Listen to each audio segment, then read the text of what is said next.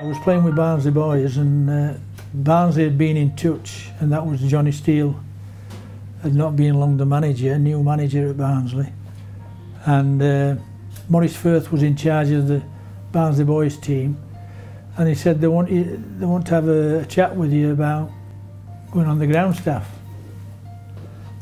which he did at 15 then, in them days. We did well as a team. We got to the final of the Yorkshire Shield, and one or two clubs were starting to get interested, and then Huddersfield, who were top second division club at that time, they came knocking on the door. They talked about terms and everything, and it was £6 a week. I told Maurice, and I said, well, Huddersfield's been on, and the word got round. And I had to come down to Fred Semley, who was the physio at Barnsley, because I had an ankle injury at that time.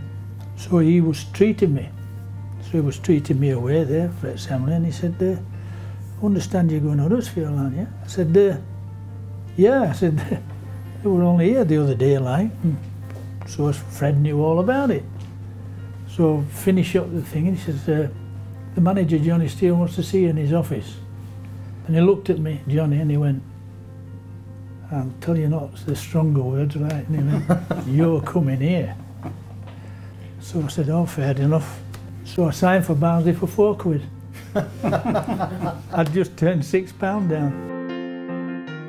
Johnny Steele there, obviously a great character. He must have been a big influence on your career. Him and Norman Rimington were the people. The first year, we used to be 2 nights a week at night, training with the kids, and Norman was in charge, and that's when I came across him, and what a character.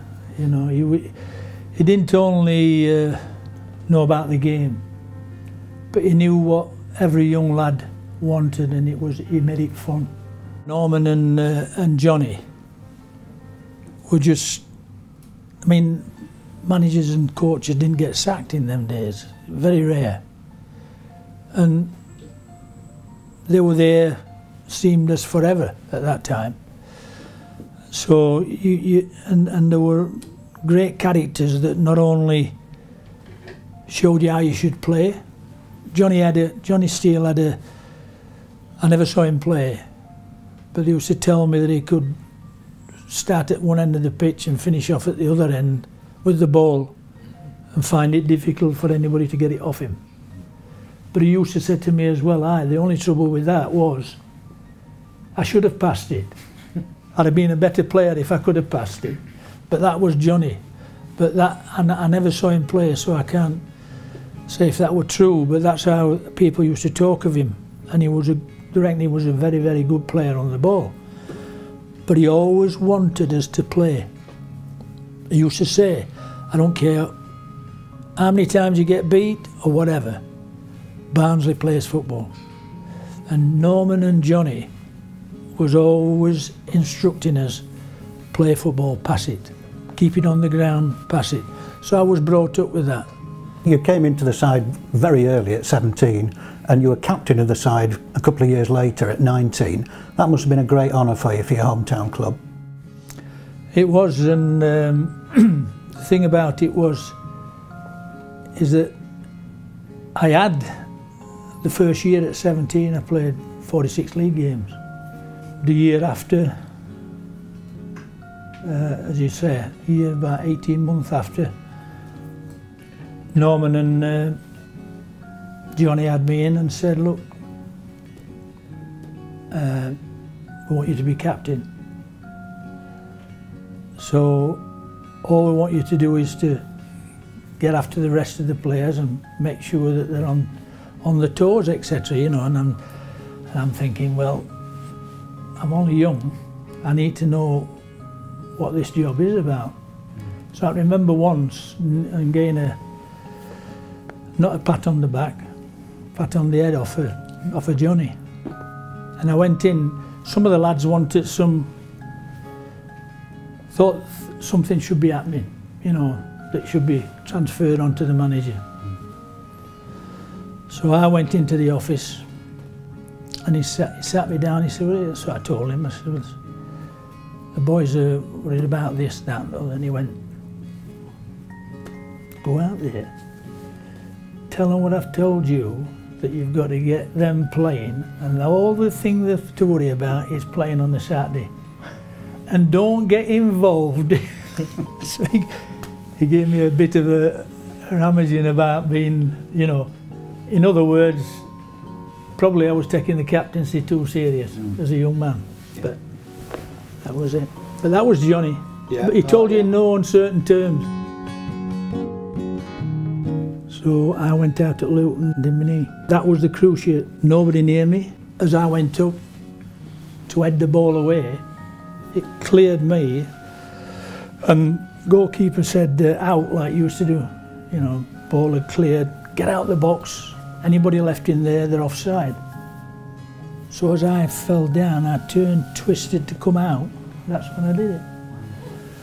And I went down and then jogged out up to the halfway line. It was about 5 minutes before half time. So in them days there were no substitutes. And you finished up, and I played, strapped it up at half time. The doctor there thought I hadn't even done my cartilage. And I went and played centre forward for the rest of the game. There was something wrong, but in them days, no substitutes. Just played on, yeah. Yeah, you played on as best you could. Then I came back, and on the Sunday, I went in hospital, and the specialist that did it, you know, he told me afterwards that I'll be lucky if I play again. So I would, so I was out nearly 2 years. For me, as a supporter and watching you from 1960, I supported Barnsley, you were always our secret weapon, centre forward. Whose idea was it to push you up forward? Was that manager decisions, or Norman just and Johnny used to always do that, you know. But when I joined Barnsley at 15, I never played centre half. Right. Until my final year for Barnsley boys. They were struggling for a centre half, and I was inside forward. Maurice Firth again had a word. He says, I think you could play centre half for us. So I finished up the centre half. My job as a centre half, and Pat Howard. I mean, Pat, you know, was a young player just coming through. Then you could tell he got the ability. And it was Norman and Johnny's idea that at that time we were changing from a centre half and 2 wing halves to the back 4. So they were looking for somebody that could do that. Pat was probably still a bit young, but Johnny used to say to me, just get hold of him, you know, use your experience. But he listened. He listened. He was such a good, intelligent player.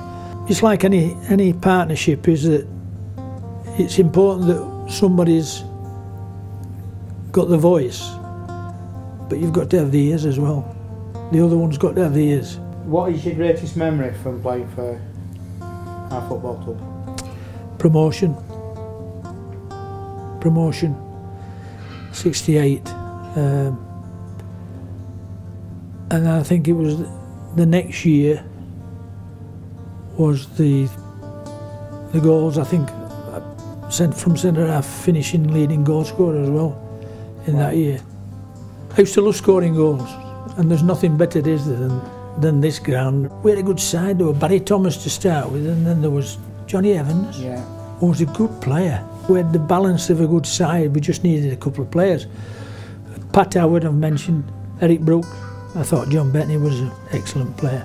Barry Murphy, my mate, he was quick, he was fit, always fit, Barry, always front of the training, always a good lad to have in club, because he would be showing everybody else how fit they should be. He was great. When I started playing, it was the faithful 5,000, they always said. But the thing about Barnsley was that you go down to 5,000, but put 2 wins together, or win away from home in them days, you could go to 8, 9, 10. And then if you won the next couple and got up the league, you could go 11, 12. Friday nights here was incredible. If it was a fair match and we were doing well, they'd come. I think it's a football town. They love the football club, but you've got to be winning.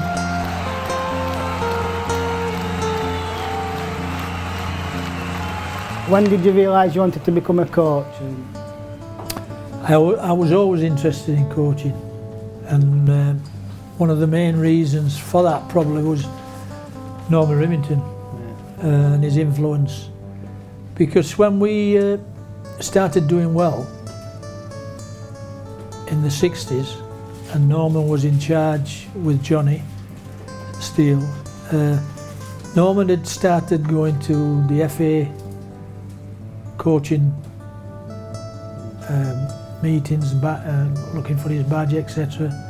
Went to Lilleshall, went through all that, got his full badge, and when he used to come back, I was only a young player still then, but I used to love, after training, and sit down and pick his brains. So I started then getting interested in that. Then I was out for 2 years. Norman and Johnny used to involve me with the team, with first team. Not so much as going in and being involved on a match day, but talk about the game, feedback, and just keep me interested. They didn't sort of shoo me away and say, right, you're not. They influenced, they kept me involved. I left Chesterfield, and Arthur Cox was manager, and he said, when I left there, and he said, I'd take you on the staff. He says, but there's no positions. He said, you'd be, but he says, I know some connections if you want to go abroad. So he got in touch with some people, and they invited me over, and I had a chat, and I finished up going on to Zanzibar Island. I found it great. So a lot of the ideas that I had was starting to get established there, I came back to Barnsley, and I thought, I've got to get something started here. I've got 2 kids, and so I bought a shop. I had a shop at Mount Bretton. I was selling tickets and that in the shop, and everything, yeah. So the word got, Johnny wanted to have a word with me, like, can you come down to Oakwell? So I went down and went to see Johnny. Johnny then was general manager. So I came then as assistant manager at the commercial side, which is as close as you can get to football. And then Norman Hunter took over then, and I did quite a bit for Bobby Collins, who was youth coach. If he wanted another coach, say, I'd be on commercial side, but he'd say, Eric, I've got 2 dozen kids coming in this week. Can you look after? Can you help and give me a hand on it? So I used to go and do coaching with Bobby and with Norman and that. And then Norman said to me, I'm thinking about, I was going away on holiday. He said, I want you to take first team. And I just said, well, look, I'm just going on holiday, I'll have a chat when I get back. I got back, and it was in the Chronicle in the papers that I took it. Okay. And that was it. I was put in the job, and I mean, Norman was great to work for. I knew Alan Clark before that as well. So played against Alan a few times and ruffled his feathers, and he ruffled my feathers a few times. Norman was a centre half, and I knew him through playing for Leeds and even at non-intermediate league, you know, when it was that time when we played for non-intermediate league together, so I knew Norman, and that's how it happened. David Hurst, you know, you could tell. And I used to go and lock up, and then on my way back I'd go through Montbreton to Eric, his dad. And I used to knock on the door and sit and have a cup of tea with him.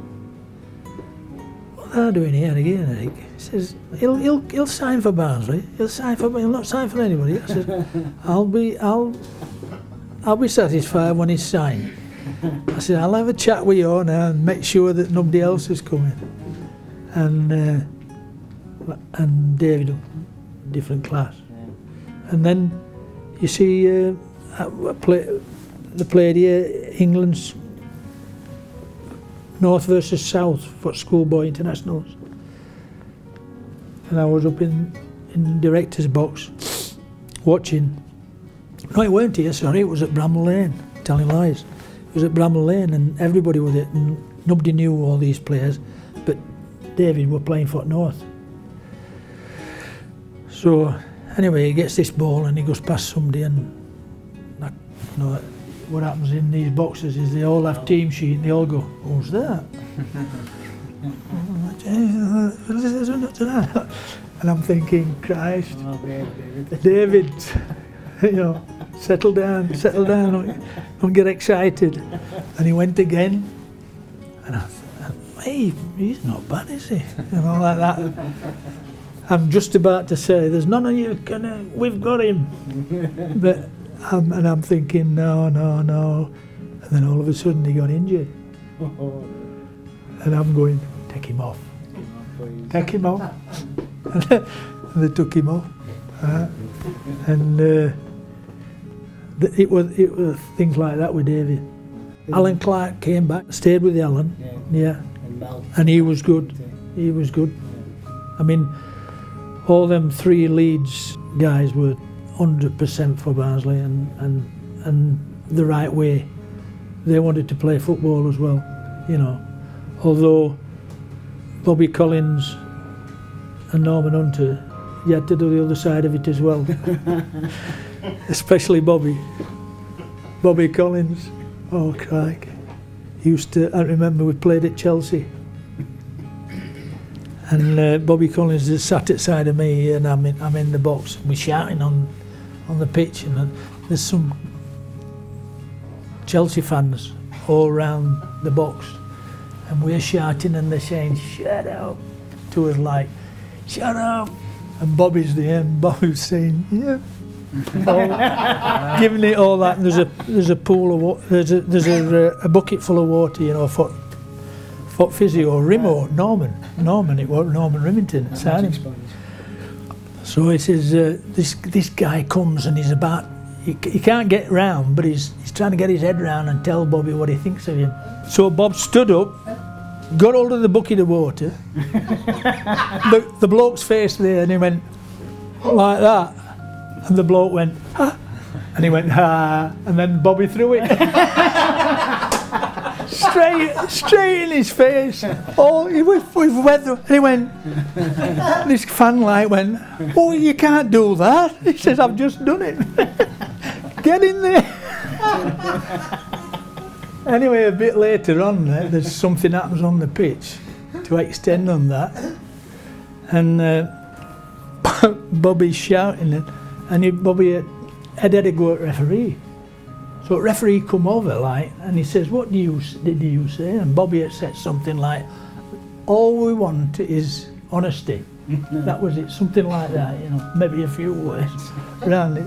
All I want is honesty.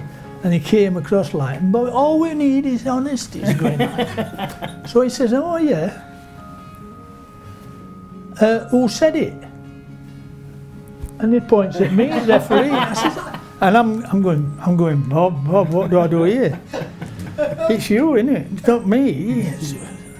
So he sent me up tunnel just before half time. I got fined, I think it was about 700 quid. Did Bobby pay the fine for you? No. never got a thing. It was just took out my wages. Well, out of me next 2 months' wages. So it must be a different management style from Bobby to Mel Machin then. Oh, Mel was... I have deep thinking about Mel. He just came in, Mel, and he said, Eric, nothing against it. He says, you know what it's like in football now. He says, I just want my own people around me. You know, and he brought in John Dean, Dixie, who was a great fella. I like Dixie. So he said, but how about going down to youth? He says, you could do that. I said, well, yeah, if I'll do that, you know, and see how it goes, you know. But to be fair, and if I talk to coaches, young coaches or whatever, I always talk like this about that. The fact that was that when I went down to youth, I practiced more on coaching. You do more coaching than you do with first team. You know, first team, I mean, Leeds United, when they were at the top of the tree and playing in Europe and that, they were resting more than were playing. So through a week, they were doing that. And it can be a little bit like that in first team because, you know, Bobby Collins or Norman Hunter or Danny would say, what do you think? They look a bit tired now. I think we'll rest them, we'll give them a couple of days easy. So used to like that. But with the kids at 15, 16 or 16, 17, 18, they can't get enough. So you could go out morning and afternoon. And we used to do morning and afternoon sessions and I loved it. So I used to experiment with my sessions and found a lot more time to do that. And then I think I'm not saying I was a bad coach before, but what I'm saying is I think I was a better coach when I went with Danny at first team. And I used to take the training and everything, you know. But I had, and also as well, what happened at that time was that what we'd gone through the youth with, formation, how we played. We did that in first team. So the building blocks had been put in place. And you got players like Dave Watson, you know, Morgs, later on Morgs a bit, Andy Little. Chris Jackson, what a good player he would have been. Fantastic player. Oh, he was different class. But again, they were all lads that wanted to learn. None of them had any edge at all. You know, if you told them to run up pit stack, they'd go. They'd do it.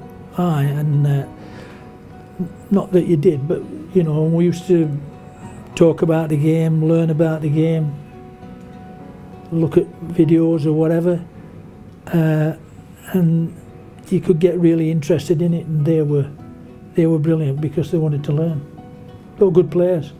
And probably when you look at going into the Premiership at that time, Barnsley, was the club, the chairman, Danny, did everything spot on in getting players that they needed here. But when I was with the youth, with people, local people, that were in charge of Park Ave youth, we took them as a nursery team. They brought a lot of these young players to the club, and with a lot of help and the staff, and you can't do it without players. You know, you can be the best coach, you can be the best manager. If you bring good players in, you get better standard. And we had, with 6, 7 or 8, I mean, I always think Man United when they did so well in Europe and that, and they get all the young players, the Scholes and all them. They all talk about them. In terms of football club, Barnsley Football Club did as well as they did in terms of where did Barnsley think they're going to be in Premiership? It must give you great pride to coach them youngsters to take them into the Premier League. Well, coaching them youngsters gave me confidence to push it home. You know, when we used to sit down with Danny and the staff, you know, if it's tried and tested, you're a lot more confident with it. You can give your opinion and get what you want, and we used to do that. Was it arranged to leave from the youth team to come back to first team football, or because you're fetching your young youth players, did it make it easier for you to? I think it come perfect for that season, and it was a great season. I mean, we played at West Brom, come back from West Brom, and Danny says, "We're not bad, are we?" And it shocked everybody that all of a sudden we looked as though we got a team. How did you, staff and team feel prior to last home game against Bradford when we got that promotion? I never felt that week any nerves at all. Never felt that we were under any sort of a pressure.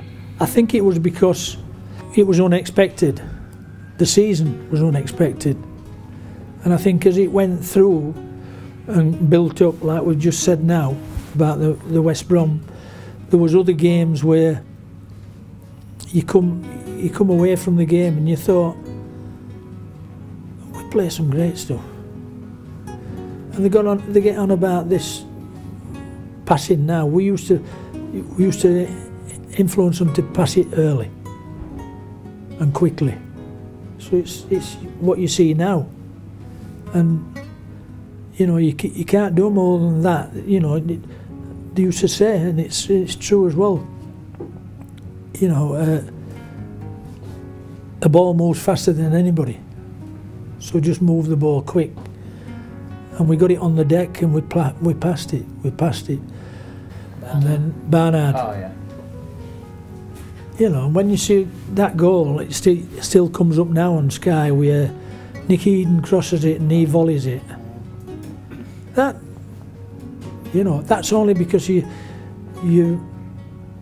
influenced to play a type of way, to do it quickly. You know, if you've influenced to slow it down and slow down, that you'd never see that goal. And we used to say that was our game. Get it on the floor and pass it and pass it and pass it, and you got people. We had pace as well. We had Clint Marcel, we got Martin Bullock, and we used to do sessions where, you know, they had to hang about, find the spaces, find the pockets. You see it between the lines. They talk about it now. Between the lines, we used to get them between the pockets and say, right, when we've lost the ball and we're defending, you get into position to fight to get the ball. Not so much go and win it, but get in so we could counter quickly. So that if anybody deep got it, just pass it to them and get on with it. And then we'd be up there in no time. And we had pace. We had pace, and when we went into the Premiership, I used to get people ringing me up and saying, "What are you going to go, Eric? What do you think? Do you think you're going to be all right?" I said, "Well, we're going to be all right, but it's no good changing his motive or his ideas of how to play, because you've got to work the opposition. In other words, if we go to Man United and we're frightened to death of them, or if we go to Tottenham and we're frightened to death of them, or all the big clubs and we're frightened to death of them, so we play 11 defenders, we'll never get anywhere, because you've got to hurt them. Otherwise they just come on and on and on." Yeah. So these two, it doesn't matter who you played. if they got enough of the ball, they used to hurt the opposition. And you could see them turn, get after it. And then Neil Retford had come in the box late, no better finisher. And Neil said to me, he says, in this position now, playing for Barnsley, is the best I've ever played, because every time he attacked, he expected to score. But what he did, he learned from us that you could get in the box. I used to say to him, you can get in the box late when you're unexpected and score. All you wanted to do is to go over, and we just went over points in coaching at a walking pace, just so that everybody knew what the jobs were. And we knew it was going to be difficult on the game, and I thought it was on the day. I mean, once it kicked off and Bradford were having a real go, you thought, and then all of a sudden it seemed to swing our way. How does it make you feel then to be first team coach, taking Barnsley into Premiership for first and only season? I mean, it was a big thing, wasn't it? It was a great thing. I can remember watching this club from in the 50s, just down the road here, was where I was born, and remembering everything, and getting up to that date of nearly 2000, the different pressures the club had. And then all of a sudden to find that you're in Premiership, you couldn't dare think about it until it were there, till after the Bradford game, because you didn't want to spoil it. When I was a kid and I saw my heroes like Arthur Kay, Lowell Chapel, and players of this ilk that played in the second division, one of my ambitions was always to get Barnsley back in the second division. I always remembered Barnsley as being second division in my own town club. I wanted them to be in the second division again, at least. And then later on, it was great to be able to not only go in the second division and coach there, but then coach and go in the first division or Premiership.